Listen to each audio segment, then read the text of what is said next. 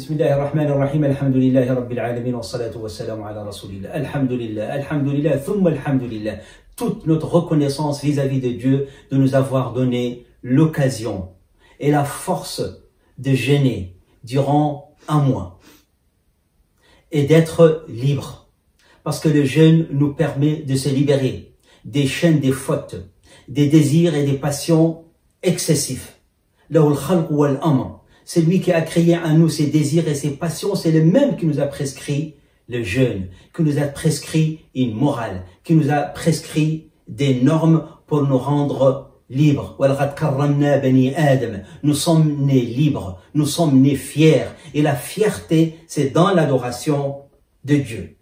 Et surtout, de se libérer des fausses divinités, des idolâtries nouvelles, toute dépendance vis-à-vis d'une fonction, vis-à-vis d'un statut, vis-à-vis d'une personne, vis-à-vis d'un désir, est une forme de divinité.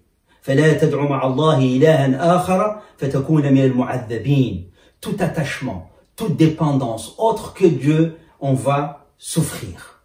Donc il faut préserver ses acquis et cette liberté en étant maître de soi-même, maître de son ego.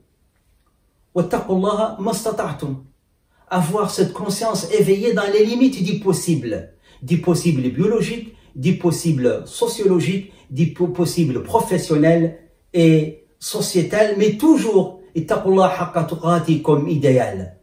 Le jeûne nous a montré que c'est possible. On est possible d'être maître de soi-même. On est possible de trouver la force de se libérer, quelle que soit la gravité de la faute. Il ne faut pas désespérer. Le jeûne nous a permis aussi de découvrir la faiblesse du Satan. On parle des forces du mal. Le Satan est un adjectif. Les forces du mal. Il n'y a pas de force du mal. Le Satan est faible, qu'il soit humain ou djinn. C'est nous qu'on lui donne la possibilité et l'occasion de nous influencer et de nous détourner. Quels sont les signes que le jeûne a eu un impact sur nous? Parce que l'objectif c'est taqwa, vivre avec Dieu, vivre à côté de Dieu. Nous dit Dieu par rapport au rite du pèlerinage.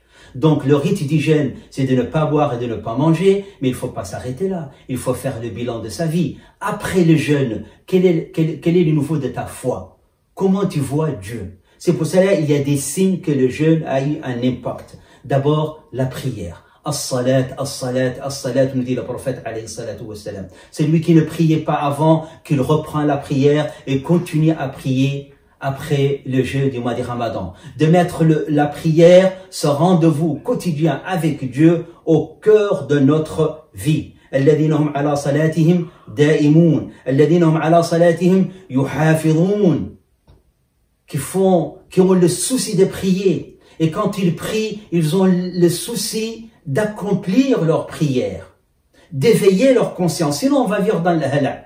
Inna l'insana khuliqa halu'a, idha massahu ash-sharru jazu'a wa idha massahu al-khayru manu'a. La peur, le stress, l'angoisse quotidienne, la prière. Idha massahum ta'ifun min ash-shaytani tadhakkaru fa idha hum mubsirun. Il y aura toujours les tentations tant qu'on est dans cette vie, parce que nous sommes aussi faibles. Donc il ne faut pas se laisser aller, toujours se rappeler de la présence de Dieu. Et puis il y a d'autres signes de taqwa, et taqwa dans le Coran souvent n'est pas défini, ou plutôt elle est définie par des actes et par des attitudes.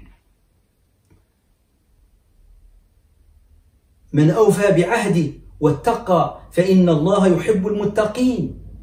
Parmi les signes que Dieu est présent dans notre vie, c'est de respecter l'engagement et la parole donnée. Être juste. Quand on se trompe, on dit « je me suis trompé ». Quand j'étais injuste, je demande pardon. Vous savez, on parle beaucoup dans les signes d'islamité, la question vestimentaire. La question de l'habit, c'est découvrir son intimité. Mais le meilleur habit, nous dit Allah subhanahu wa ta'ala, c'est taqwa. C'est cette conscience éveillée. Le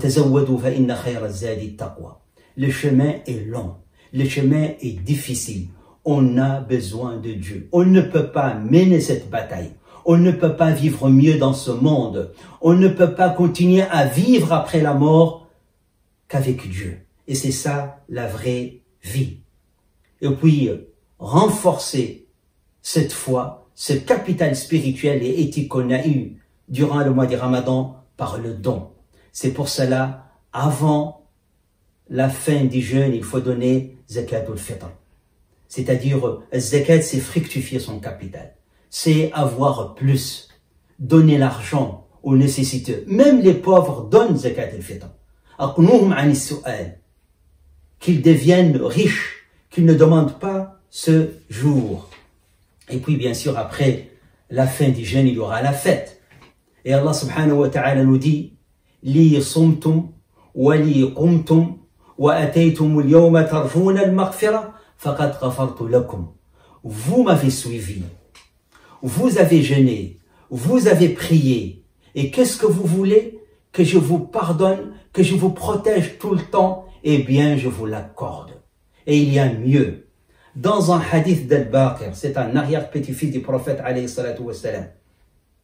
Le prophète nous dit, من شهد رمضان فصامه وقام ورده من الليل وقضى بصره وحفظ فرجه ويده ولسانه وصلى الجمعة والجماعة فقد صام الشهر واستكمل الأجر وأدرك ليلة القدر وفاز بجائزة الرب. Celui qui a jeûné, qui a maîtrisé ses désirs, qui a maîtrisé sa sexualité, qui a prié, qui a lu le Coran, Allah subhanahu wa ta'ala lui a accordé toutes les faveurs de la nuit de grande noblesse. Et surtout, Allah lui donne le cadeau.